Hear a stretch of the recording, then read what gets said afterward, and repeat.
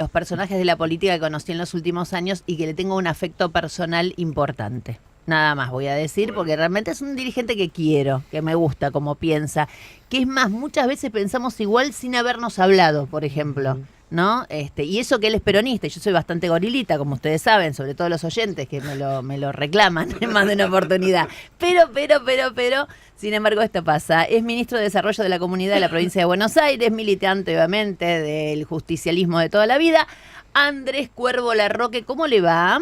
¿Qué tal, Nancy? ¿Cómo estás? Muy bien, ¿y vos? Bien, todo bien, todo bien. Bueno, me alegro. Ay, che, tan frío, ¿viste? Yo hasta me declaré tu amor y vos, ay, bueno, todo bien, y dale, decía gracias, yo Bueno, también, es te aprecio. recíproco, es recíproco. Güey. Bueno, pero Durito me salió el por tipo. ahí te comprometo a vos para la nota, ¿viste? No, pero para nada, si igual te voy a pegar, no te preocupes.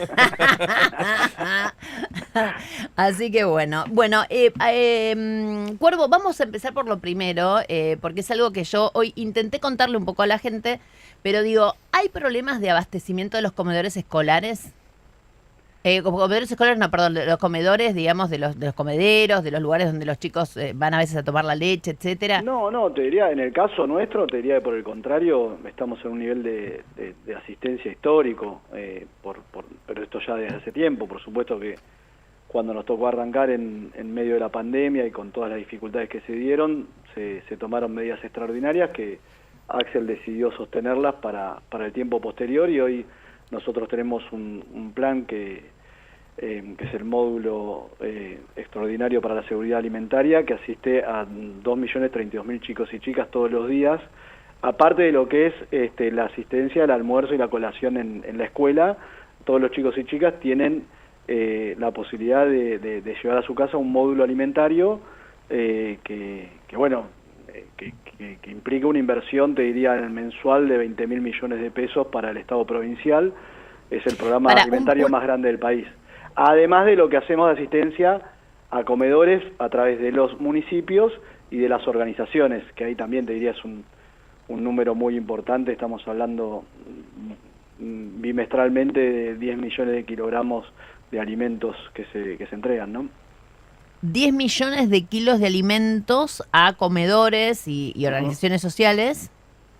Bimestralmente, Sí. además de lo que es la asistencia, lo que es más de 2 millones de chicos y chicas que reciben, digamos, el almuerzo y la colación en las escuelas, y además se llevan lo que nosotros habíamos implementado en la pandemia, cuando los comedores estaban cerrados obviamente, Es que por los las medidas. chicos o las familias podían ir a buscar, digamos, la comida para los chicos. Claro, eso lo sostuvimos. O sea, nosotros eso implicó duplicar la asistencia, amén de que ya se había aumentado, porque el presupuesto cuando ingresó Axel de asistencia en esta materia se aumentó, ¿no? Siempre era una queja, una dificultad, el tema de los comedores. O sea, hoy los chicos que van al colegio público en la provincia de Buenos Aires van, desayunan y almuerzan.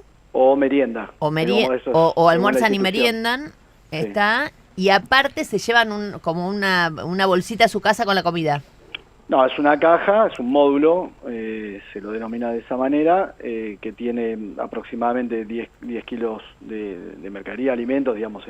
Esto también trabajado con nutricionistas y, por supuesto, a través de las escuelas, del consejo escolar, digamos, de los municipios, intervienen un montón de actores, y el padrón sale, obviamente, de los chicos y chicas del colegio, de los colegios. No hay ningún tipo de discrecionalidad. O sea, es a ver, perdóname la comparación, pero es como una especie de caja pan, no sé, la que hacía Alfonsín, esa caja, digamos, que llevan con alimentos a la casa. No sería así, porque te vuelvo a repetir, era el reemplazo de la comida presencial. Después, obviamente, entendimos que por la situación social no había condiciones para, de alguna manera, disolver esa entrega, y se sostuvo. Perfecto. No tiene la misma lógica. Y esto va a través de la escuela, va a través de la escuela. Todo es a través de la escuela, perfecto. Con lo cual, esto sucede. Entonces, los movimientos sociales que están reclamando, le están reclamando a Nación en este caso, no a la provincia de Buenos Aires. No, reclamos siempre va a haber, creo que eso es... en Nación lo que hay, me parece, es una situación en general asociada al programa o al potenciar trabajo, que es lo que la gente conoce vulgarmente como los planes, y es un poco la discusión permanente de las organizaciones. Creo creo que hoy todos estamos tratando de hacer un esfuerzo muy grande y siempre por supuesto va a haber demanda, y la asistencia, en un momento complejo puede ser mucha, pero naturalmente siempre puede haber algo que se escape. Queda claro. Decime una cosa, Cuervo, vos obviamente viviste como todos nosotros el 2001 y también habrás vivido el 89, cuando hubo manifestaciones callejeras en donde la gente realmente, se abalanzaba sobre lugares para conseguir comida, ¿no? Sí, en el 89 tenía 12 años, ya en el 2001... no. Bueno, el 89 me acuerdo yo, me acuerdo yo. Me acuerdo. Me acuerdo yo, vos sí pero en el no 2000... tenía una actividad político-militante, podría decir. Obviamente, en el 2001 ya sí. La pregunta en este caso, digamos, es de lo que viste vos antes de ayer, que obviamente estás en la provincia de Buenos Aires, sabés, digamos, lo que sucedió. ¿Cuáles son los puntos, digamos, de contacto y cuáles son las diferencias? La diferencia central es la asistencia del Estado. En el 2001 no había asistencia. Vos pensás que esa era una Argentina que había ingresado al neoliberalismo a sangre y fuego, una fractura muy profunda en términos sociales. La crisis, por supuesto, de producto de las políticas liberales de Martínez de Oz, luego todo lo que tuvieron que ver con la hiperinflación y la propia crisis de los 90, pero digamos no había políticas para asistir a una Argentina que se había fracturado. De hecho, se crearon todas después. Primero comenzó Duhalde con el plan de jefes y jefas, y luego, a partir de los gobiernos de Néstor y Cristina, eso se fue, no solo recuperando la actividad económica, el trabajo, sino también se generaron instrumentos como la UH, la Asignación Universal por Hijo, y tantos otros programas que antes no existían, pero ni siquiera estaba en la concepción política, te diría. Entonces, aquel momento fue un momento muy complejo, muy difícil. Hoy estamos viviendo, me parece, una crisis también muy importante por todo lo que tuvo que ver los 4 años de macrismo, más estos 4 años de pandemia, guerra, sequía ahora, dificultades que son innegables. Pero me parece que el dato distintivo es la presencia del Estado. De todas maneras, la pregunta es la siguiente. ¿Cuándo crecieron más los movimientos sociales y la cantidad de planes famosos, digamos, de la que siempre se discute de manera muy, para mi gusto, muy light? Porque obviamente nadie tiene... Yo militaba en el 2001-2002, cuando sale el jefe de hogar, militábamos obviamente en los barrios, en distintos barrios del sur de la ciudad en su momento y de la provincia de Buenos Aires, y fue muy notorio como la gente que recibía al jefe de hogar pasó a tener trabajo. Entonces eso se fue desacelerando hasta que sobre el final del gobierno de Cristina el número de beneficiarios era muy chico, alrededor de 200.000 beneficiarios de distintos planes, porque el jefe de hogar se había reformateado. Exacto, porque el jefe de hogar ya tenía laburo y le alcanzaba, después digamos. Se transformaron en otros planes con otros nombres, ¿no? Exacto. Fueron mutando. De hecho había uno que era el programa de inserción laboral que lo manejaba Tomada en el Ministerio de Trabajo, es decir, había muchos instrumentos. Después con el macrismo creció mucho, te diría que se ha triplicado, o un poco más, sí, y en este periodo también, obviamente por la situación de necesidad, claramente han crecido. Uh-huh. Te quiero decir que mientras nosotros estamos hablando, está saliendo del Council of America Milei, y acaba de decir una frase que la verdad me parece interesante tenerla en cuenta. Él dice, vos sabés, viste que ayer estuvo Massa desde Estados Unidos y de alguna u otra manera dejó entrever, y lo dijo también textualmente, que había estado mejor Milei con el Fondo Monetario que Juntos por el Cambio, porque Milei de alguna u otra manera no había puesto, digamos, piedras en el camino.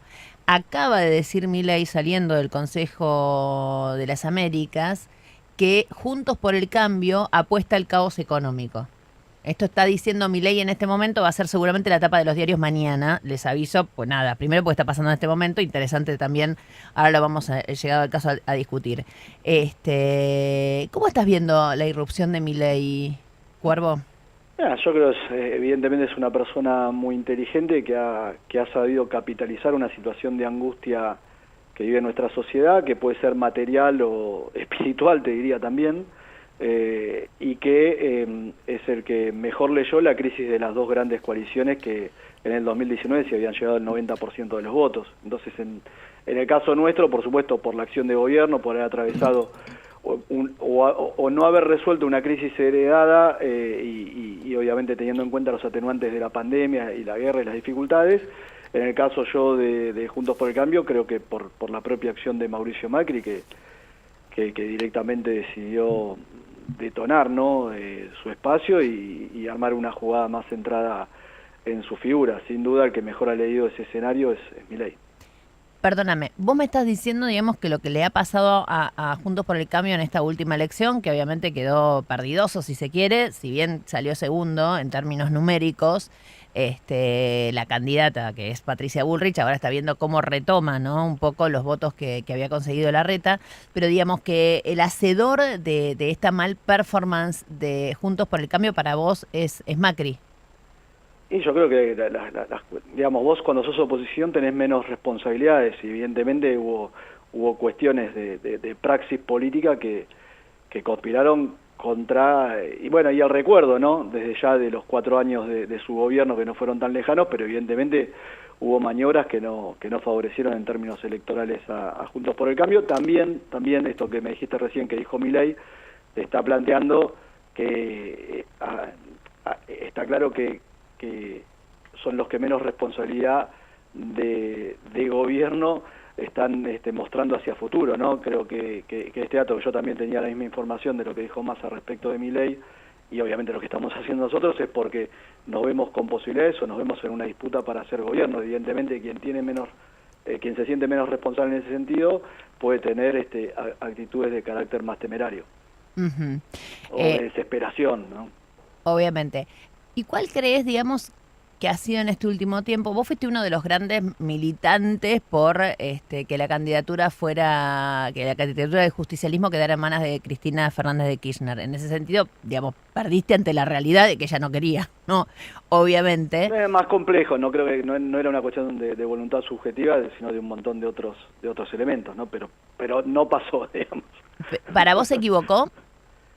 No, yo creo que Cristina no tomó una decisión en libertad, digamos. En muchos sentidos tomaron la decisión por ella, por un contexto que se había generado, y obviamente, bueno, esto ya es entrar en un terreno contrafáctico. Para mí tampoco tiene sentido, porque nosotros hoy tenemos que abocarnos a que Sergio gane las elecciones, así que no hay tiempo para debate. Yo creo que en todo caso quienes tengan cuestiones reflexivas y debate de lo que ocurrió, lo haremos a partir del 20 de noviembre después del balotaje.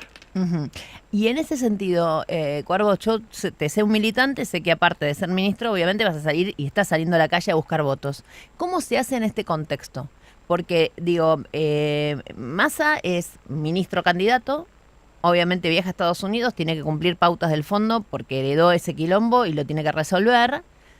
Pero lo concreto es que el gobierno del peronismo hizo un ajuste, o por lo menos más que un ajuste, devaluó el 22% sin lo que se llama tomar medidas paliativas, ¿no? Se supone que ahora llega, que va a tomar, etcétera, etcétera, pero digo, este delay entre el momento en el cual le haces caso al fondo y el momento en el cual empezás a decir, bueno, pero además yo voy a digamos, repartir por acá, en un contexto tan finito como el que tenemos, ¿no?, de tanta demanda, por decirlo de alguna manera, es complejo.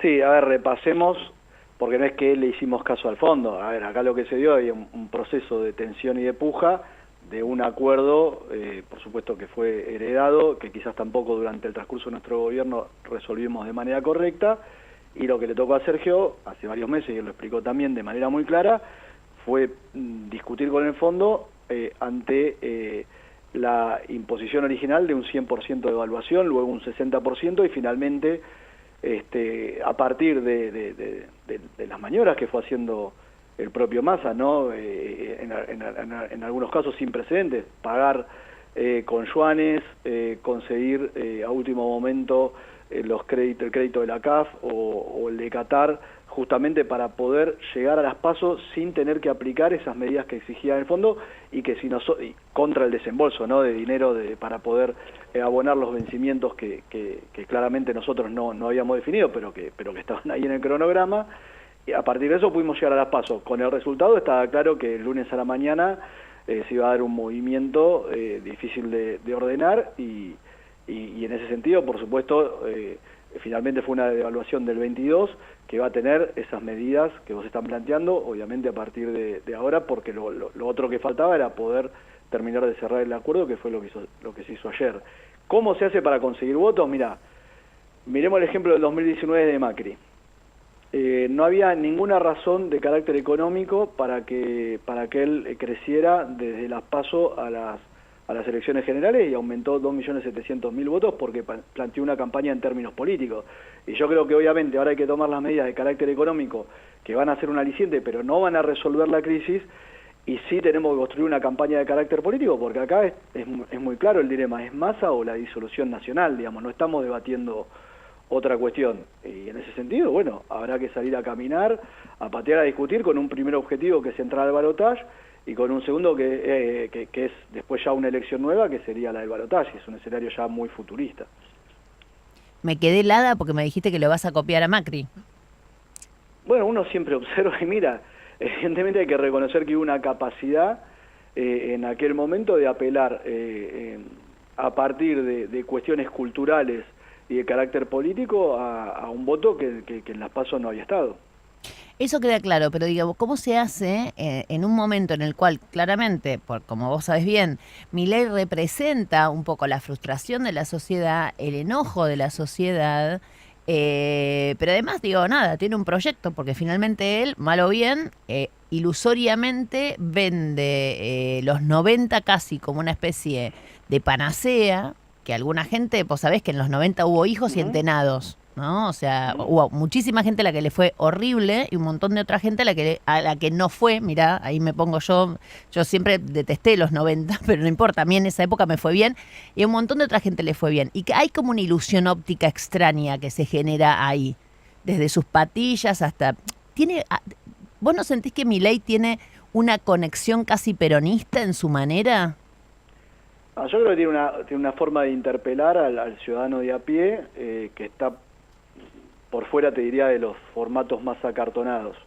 Eso creo que es un gran mérito y me parece que el conjunto de la política ha quedado atrapado en dinámicas vinculadas al marketing, al focus group, a los coacheos y a un montón de cuestiones que sin duda nosotros nos han restado, o no solo nosotros, sino creo que también Juntos por el Cambio ha pagado por eso, y él encontró una manera disruptiva de comunicarse de manera directa con el conjunto de la sociedad. Después, creo que lo que él plantea finalmente no tiene basamento en la realidad, porque plantear una vida sin Estado no es posible, no es viable.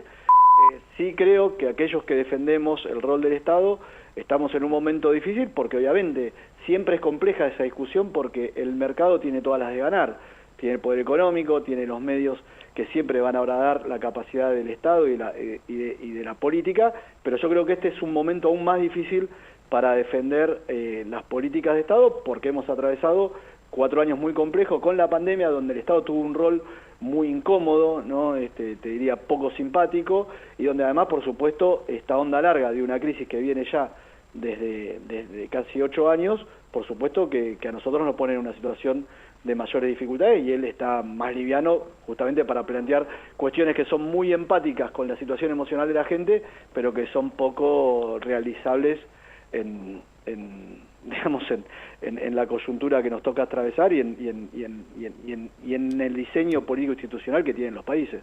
Y me queda una última, o anteúltima, igual me tengo que ir a las noticias, pero me queda una última, si tenés unos minutos me la contestás después, que tiene que ver justamente con que si en esta irrupción de Milei que sacude a la clase política, no hay chance ahora, no después, no para, digamos, después del 20 de noviembre, como me lo estás planteando, no hay chance ahora de una especie de mea culpa de qué es lo que la clase dirigente, política, etcétera, digamos, ha hecho mal para que Milei sea, digamos, el interpelador más directo de esta parte frustrada, si se quiere, de la sociedad.